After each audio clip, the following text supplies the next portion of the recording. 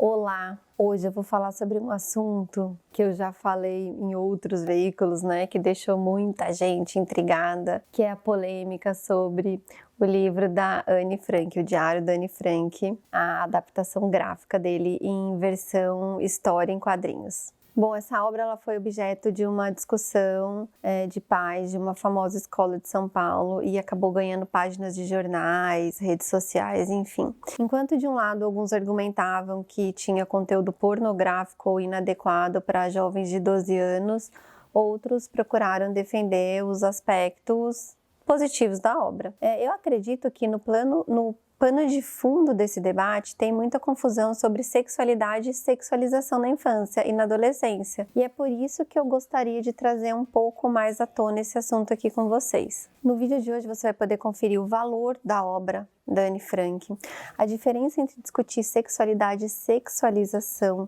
a sexualidade nas crianças e nos jovens, o problema de fingir a realidade que não existe, e como podemos ser pais mais responsáveis quando o assunto é sexualidade. Se você está gostando do que vê, me siga também nas outras redes sociais, no Instagram e no Facebook do canal Pé de Moleque. Quem nos últimos dias não se deparou com alguma matéria ou discussão em rede social em torno da polêmica envolvendo o livro O Diário da Anne Frank, a adaptação gráfica, Aconteceu isso numa escola famosa em São Paulo. Essa leitura foi passada para os alunos do 7º ano da escola, que estão no início da adolescência, no alto dos seus 12 anos. E esse livro faz parte de um projeto de conscientização sobre Segunda Guerra Mundial e Holocausto. O livro é uma adaptação gráfica de um clássico da literatura ocidental com um texto fiel ao escrito pela Anne Frank. Trata-se do diário de uma jovem judia que viveu anos escondida com sua família até que fossem descobertos, E ela e toda a família, menos o pai, assassinada pelos nazistas. Acontece que o material contém alguns trechos que foram suprimidos na primeira edição do livro, onde ela relata algumas experiências, como a descoberta do corpo, a sexualidade, além de discussão com a mãe, com o pai, enfim. De acordo com alguns pais, o material continha narrativas eróticas e sexuais inadequadas para os alunos daquela série. A polêmica toda que foi gerada em torno da obra tem a ver com muita confusão reinante entre pais e mães a respeito das diferenças entre sexualidade e sexualização e como devemos lidar com essa realidade inevitável no desenvolvimento dos nossos filhos, como foi nos nossos. É sobre isso que eu quero falar com vocês aqui. Eu garanto que se você ver esse vídeo até o final, você pode sair daqui com uma ideia um pouco diferente sobre o tema e aprender a lidar com ele com menos desconforto. Então me acompanhem, e para quem ainda não me conhece, eu sou a Carol Ferreira, mãe de 3 meninos, o Nicolas, o Pedro e o Lucas, sou psicóloga, mestre em desenvolvimento, idealizei o canal Pé de Moleque com o intuito de facilitar o cotidiano familiar, além de propor novos diálogos sobre contexto familiar e desenvolvimento infantil.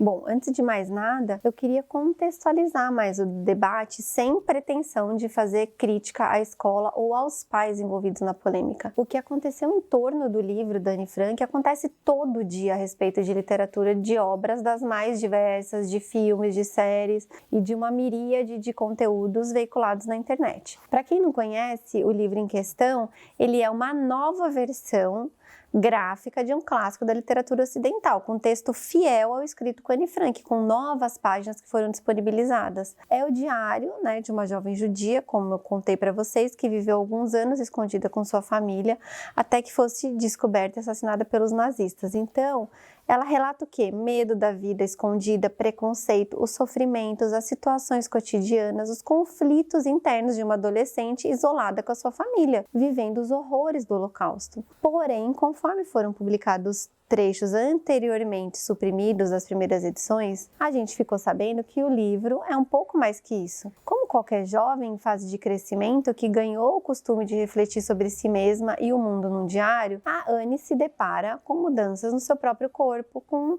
o surgimento de desejos e coisas que ela só estava tentando entender até o dia que foi descoberta e assassinada. São essas poucas linhas que significam, de fato, literalmente 2% da obra toda que despertaram essa confusão toda. Porque elas falam de como a Anne não entendia ainda bem sobre sexo, já que a sua vagina, por exemplo, não teria o tamanho para comportar nada além de um dedo indicador. E também insinuam algum tipo de desejo que ela possa ter sentido por mulheres naquela fase da vida. Bom, por causa disso, muitos pais consideram o conteúdo impróprio para os seus filhos, por mais que estes tivessem exatamente ou próxima à mesma idade que a Anne e que estão passando pelo mesmo período de descoberta que ela. Vale ressaltar que isso em 1940, quando ela não tinha acesso à internet, à televisão, a praticamente nada. Ela estava isolada com a família. Bom, nada mais natural para uma adolescente de 12 anos, 12, 13, 14 anos. Mas vamos analisar com calma o fato que esse tipo de assunto tem incomodado tanto algumas pessoas. O que está por trás disso? Ao meu ver, é uma confusão ainda muito comum na sociedade quanto à diferença entre sexualidade e sexualização. Ainda se confunde muito a ideia de que se falar sobre sexualidade é a mesma coisa que estimular o sexo. É como se ignorar, reprimir ou não esclarecer determinadas coisas fosse fazer com que elas surgissem mais tarde, no tempo certo, naturalmente. Por outro lado, falar a respeito de sexualidade, da descoberta do corpo,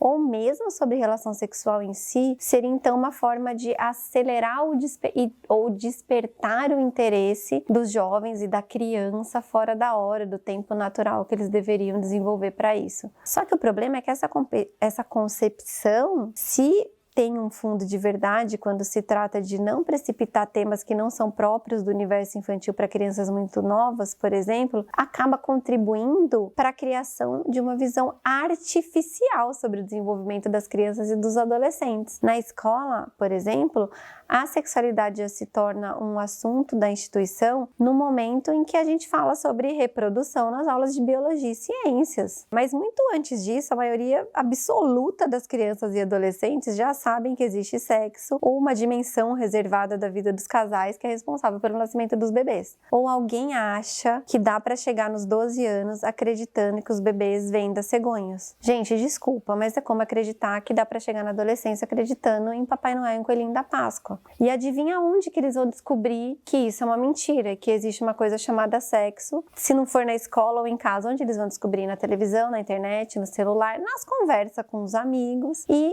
em outras várias fontes de informação, boas ou ruins, de boa ou má qualidade, que na prática é quase impossível a gente controlar totalmente nos dias de hoje. Mas então, o que é sexualidade? Bom, um assunto podia render muito mais que um vídeo, mas eu acho que a gente pode resumir o conceito utilizado, por exemplo, eu escolhi aqui para falar para vocês da Organização Mundial da Saúde. O que ela diz? Sexualidade faz parte da personalidade de cada um. É uma necessidade básica e um aspecto do ser humano que não pode ser separado de outros aspectos da vida. Sexualidade não é sinônimo de relação sexual e não se limita à ocorrência ou não de orgasmo. Sexualidade é muito mais que isso, é a energia que motiva a encontrar o amor, contato e intimidade e se expressa na forma de sentir, nos movimentos das pessoas e em como estas se tocam e são tocadas. A sexualidade influencia os pensamentos, os sentimentos, as ações, as interações e, portanto, a saúde física e mental. E se saúde é um direito humano fundamental, saúde sexual também deveria ser considerada um direito humano básico. Ou seja, todo mundo desenvolve a sua sexualidade, nasce com sexualidade de uma maneira ou de outra. Numa sociedade tradicional, isso é mantido sob tabu que orienta aquela cultura. Tem lugar que o jovem, por exemplo, é atirado ritualmente na fase adulta aos 12, 13, 15 anos, direto para o casamento, quando vai ter a experiência disso. Tem outras culturas que os símbolos já educam, como acontece, por exemplo, nas histórias e mitos indianos. Em algumas culturas mais permeáveis, as mensagens vão vir de fontes distintas e não raro de maneira contraditória. Essa confusão pode levar as crianças e os jovens a desenvolverem uma sexualidade precoce de fato ou se tornarem reprimidas com coisas que não deveriam ser, ou até se viciarem em pornografia, por exemplo. Por isso que as sociedades incorporam o tema nos sistemas educacionais sob orientação de especialistas, para que ele possa se dar de uma maneira mais saudável possível. A maioria dos países que praticam educação sexual abrangente adotaram uma abordagem de desenvolvimento a partir dos 4 anos de idade. E por quê? Porque essa é a idade em que as crianças se tornam teólogas naturais. Isso é, quando perguntam de onde viemos e para onde foi a vovó quando ela morreu, por exemplo, é também nessa idade que as crianças desenvolvem um sentido de distinção delas próprias e elas começam a explorar a forma como todos nós estamos ligados. As crianças pequenas, elas têm um comportamento sexual, mas não sabem que é sexual. Por exemplo, quando o fulaninho entra na sala de aula e corre para se sentar do lado da fulaninha, quando ela quer dar a mão para ela ou para ele, quando eles andam, ou quando o outro fulaninho ou a outra fulaninha estão sozinhos tocando no próprio corpo, quando ninguém está fazendo como forma de consolo ou busca de satisfação. Tudo isso é um comportamento normal. Cabe aos adultos ajudarem a fornecer o contexto correto para lidar com a situação. Não se trata apenas de ensinar que os órgãos genitais, o que eles fazem, mas o significado de certo comportamento e quando eles devem ser privados ou públicos. Por exemplo, tocar-se é algo especial que você faz por si próprio. A gente, por exemplo, não fica se tocando em público da mesma forma que a gente não faz xixi na frente dos outros. E é só você explicar isso para o seu filho. A gente reconhece que tocar-se é agradável, mas como Freud mesmo disse, mantê-lo privado é o preço que a gente paga pela civilização e pelos seus descontentamentos. Então, evitar essas discussões, repreender uma criança por ser curiosa, ou pior, fornecer informações erradas, induzir medo e vergonha, vai preparar a criança para uma vida inteira de mal-entendido sobre sexualidade e sobre as relações. Tem um especialista, a Esther Perel, por exemplo, que ela fala que isso está por trás da diferença da sexualidade entre a sociedade norte-americana e a europeia, por exemplo. A educação sexual na Europa, ela começa muito mais cedo, na primeira infância. E lá eles começam abordando a afetividade, muito antes de se falar em sexualidade. Já os norte-americanos fazem isso de maneira numa época mais tardia, mais cheia de tabus e mais moralista. Em 2015, o Departamento de Saúde e de Serviços Humanos dos Estados Unidos compilou a informação de 21 países e descobriu que os Estados Unidos tinham a taxa mais elevada de gravidez na adolescência. Isso reforça as conclusões anteriores de 2019 da reputada organização Defensores da Juventude, que constatou que os Estados Unidos são o número 1 em taxas de gravidez de adolescente, aborto e contração de DSTs, doenças sexualmente transmissíveis, e o mais baixo em uso de contraceptivos em comparação com França, Alemanha e Holanda. E o que a gente pode aprender quando a gente vê essa diferença nos números? São números claros, que numa sociedade complexa, com dezenas de pontos de conexão entre as pessoas que pesam muito diferentes uma das outras, os nossos filhos vão se informar sobre o que está acontecendo com eles de um jeito ou de outro, da maneira melhor ou mais difícil. E aí me preocupa o fato de que muitos desses adolescentes estão expostos cotidianamente na internet, nas redes sociais, nos filmes e até na publicidade a conteúdos, esses sim, sexualizados, erotizados, infinitamente mais do que a Anne estava em 1940. E com a constatação que são nesses meios que eles vão procurar sanar suas dúvidas e curiosidades. Muito mais facilmente a cada dia, principalmente num contexto em que os pais se furtam de ocupar esse espaço. Nesse contexto, nós pais, nós temos duas alternativas. Ou a gente se engana e acredita que a gente vai conseguir colocá-los numa bolha, ou a gente aceita a realidade e trabalha no sentido de orientá-los a lidar com a enxurrada de informações que eles têm acesso.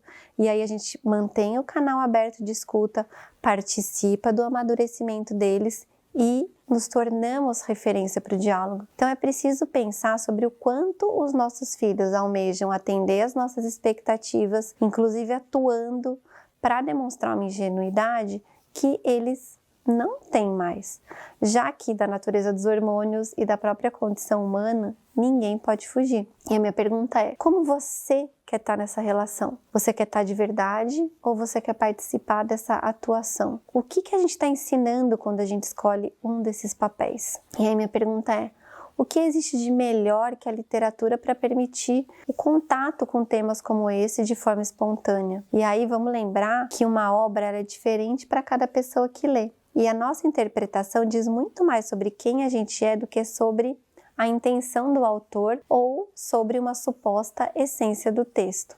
Concluindo, a gente precisa aprender a tratar mais o assunto com naturalidade com os nossos filhos, para que eles também tratem o assunto dessa forma. Isso quer dizer falar sobre tudo muito cedo? Não. A primeira coisa que você tem que fazer, se isso é um problema na sua casa, é se informar. O debate sobre o assunto é extenso e merece muita reflexão. Então, antes de mais nada, a gente precisa adquirir informação de qualidade, comparar, saber quais as dúvidas e descobertas costumam acompanhar cada fase da vida dos nossos filhos e conhecer as diferentes formas de abordar o tema.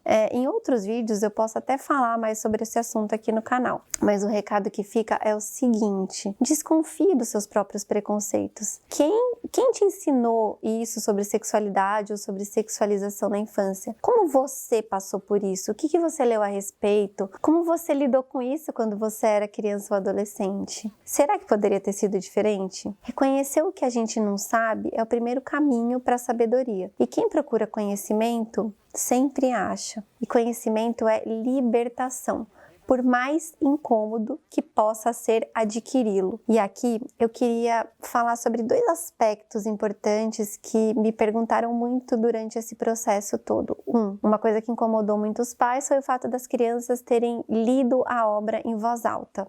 Fato é que esse é o critério adotado durante essa disciplina. Então, lê-se os livros em voz alta nessa aula de inglês. Minha pergunta é, se o professor não lesse exatamente essa parte, o que aconteceria? Bom, aí sim as crianças iam questionar, né? Mas por que não pode ler? Enfim, crianças disseram que se sentiriam constrangidas caso fossem elas a lerem. E aí vai da confiança na escola e sabe-se que essa escola tem profissionais da mais alta qualidade. Me parece que escolheram as crianças adequadas para aquilo. E aí, não é só numa aula de literatura inglesa que você vai ler a palavra vagina em inglês que pode incomodar uma criança tímida. E aí, se alguma criança se sentir muito incomodada, talvez fosse o momento de fato perguntar, mas por que vocês estão incomodados? Ela está falando só sobre uma parte do corpo.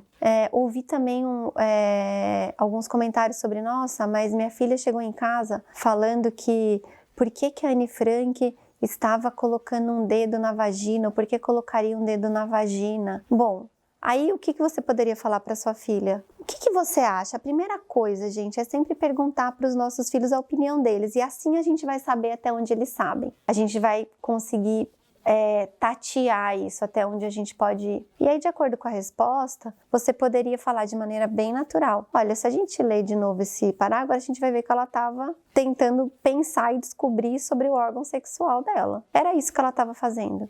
Quando você age de maneira natural com o assunto, ele flui de maneira natural para as crianças. Por isso, eu de fato não vejo problema nenhum nessa leitura em voz alta, mesmo porque faz parte do contexto ler o livro em voz alta. É falar, é dar essa naturalidade ao assunto que a gente precisa também.